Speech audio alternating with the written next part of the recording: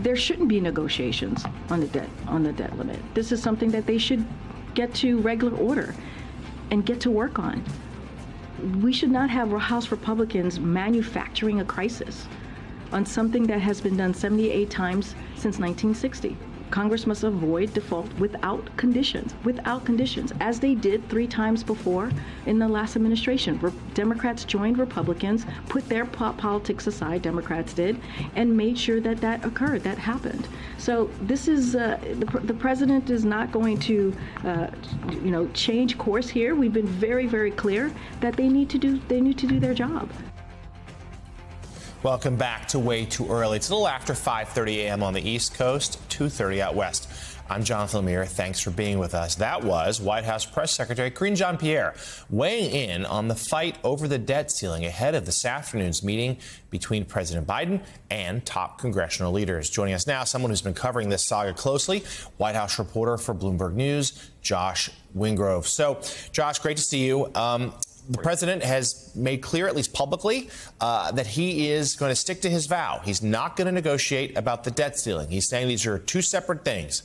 Debt ceiling here, budget spending cuts conversation over here, and that one's for later. Is there any sign at all that that will change, or that his Republicans on the other side might shift themselves?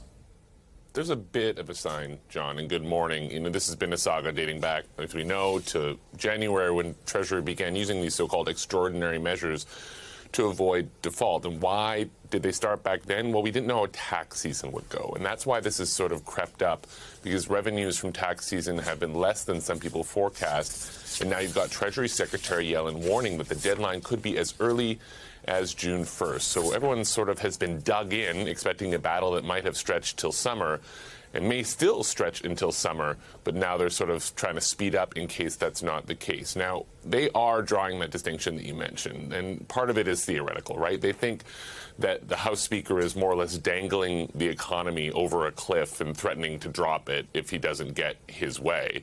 But at the same time, they're saying that, A, they're hosting him today, and B, Karine Jean-Pierre saying yesterday that they will have talks on the budget. So there are small sort of shoots of movement.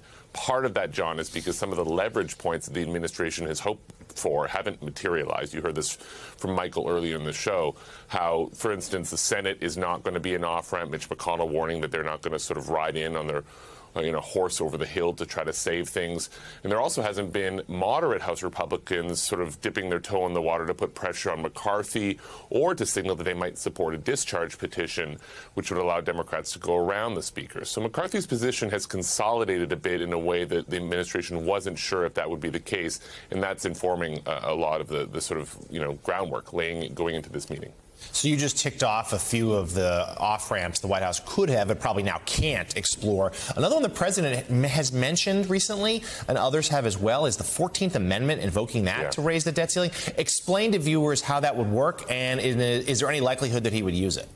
Yeah, this is sort of one of those in case of emergency break glass options. No one thinks this is an ideal option. It would essentially be the president declaring that the debt ceiling is illegal, doesn't matter, is unconstitutional.